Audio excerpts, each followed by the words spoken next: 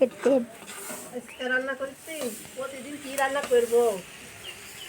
এটা তো এদিক সিম ভাজি হয়ে গেছে, সিম ভাজি আর এটুকু মাছ কুমড়ো বড়ি দিয়ে খালি পেঁয়াজ দিয়ে ঝোল করবো। রোজা থেকে মাছের তরকারি ভালো লাগতো না, এখন আন্দা লাগবে। এটা আমার এখানে তো আনাজ ভাজি করছি, আর তোমার আব্বার এখানে মাছ টাইমটা তুলে দিচ্ছি। ঘরে থেকে আসো তোমার আমাকে রোডটা মনে দেখতে হবে, রান্না দিব, তুমি খালি ঘরে থেকে আসবে ভালো। আনাজবাদি হয়ে গেছে, খেয়ে আসো, এখন অন্য তরকারি চাওয়াবো।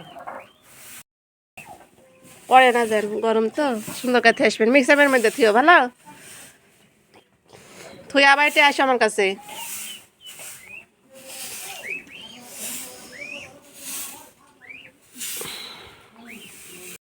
আমি এখন বডি গেছি এ বড়ি এখন সিদ্ধ হবে না, বাড়িতে বানানো বড়ি দিয়ে আর হাতের বড়ি হলে পরে দিলে সিদ্ধ হয়। আর বাড়িতে বানানো জিনিস অত কিছু দেওয়া থাকে না, তো হাতে বানানা তো তরকারির সাথে একসঙ্গে দেওয়া লাগে।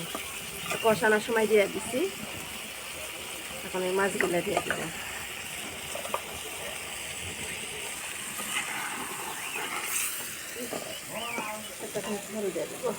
কষানো হয়ে গেছে, আজকে শুধু মাছ, তো বড়ি আর টমেটো আর পেঁয়াজ দিয়ে ঝোল বানাবো।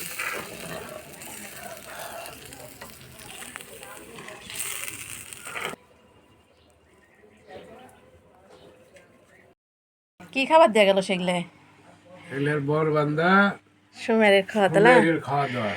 তো যাদের গ্রামের বাড়ি তারা হয়তো জানবে যে সুমের কাকে বলে। তো গ্রাম বাংলায় মানে বরবান্দা সাকরাতি খাওয়া দাওয়া, উস্তাদ যাকে ধরা হয়, তো এভাবে খাওয়া দাওয়া দেয়। তো কি আজকে যায়নি আপনাদের চাচা, আজকে যায়নি কো, রোজা থাকে, মানে গোটা দিন রোদের মধ্যে বর বান্ধে একবার ক্লান্ত হয়ে গেছে। আর এদিকে চায়ের দোকান আছে, যাইতে পারেনি, তো খাবার বান্ধা দিছে দেখেন। এদিকে মিষ্টি আর দই আর কি আর এটাতে মাংস ভাত আর আলুর ঘাটি। আর একটা কি আছে দেখাও সবচেয়ে, না ওই যে আর একটা যেটা দিল তোমার, ওই যে ঘাড়ে তুলে বসে আছে, এই তো মানে এটা খাওয়া দাওয়ার পরে এ গামছা দেয় সবাই, যাই নতুন ঢুকে বরবান্দার মধ্যে উপহার দেয় গামছা। তো কার কার এলাকায় এভাবে প্রচলিত আছে অবশ্যই জানাবেন, কিন্তু আমাদের এলাকায় আছে। রোজার সময় এই অনুষ্ঠানটা করেছে, একসাথে কাজ করলে এরকমই হয়। তোমাকে না কষ্ট করে আবার রাতে দিয়াও গেছে, যে একসাথে বরবান দিছে একই গ্রুপের সবাই, তো রাতে কি বলি দিয়া গেল। এদিকে বাড়ির খাবার এদিকে খাইতে লাগিছে, এদিকে আমি রান্না করেছি মাছ দিয়ে বড়ি দিয়ে টমেটো দিয়ে ঝোল করেছি, আর আনাজের ভাজি আছে। আর এদিক তারপর তুমি এগুলা লেও, তোমার কেন এগুলা দিয়া গেল, এগুলা খাও এখন তুমি।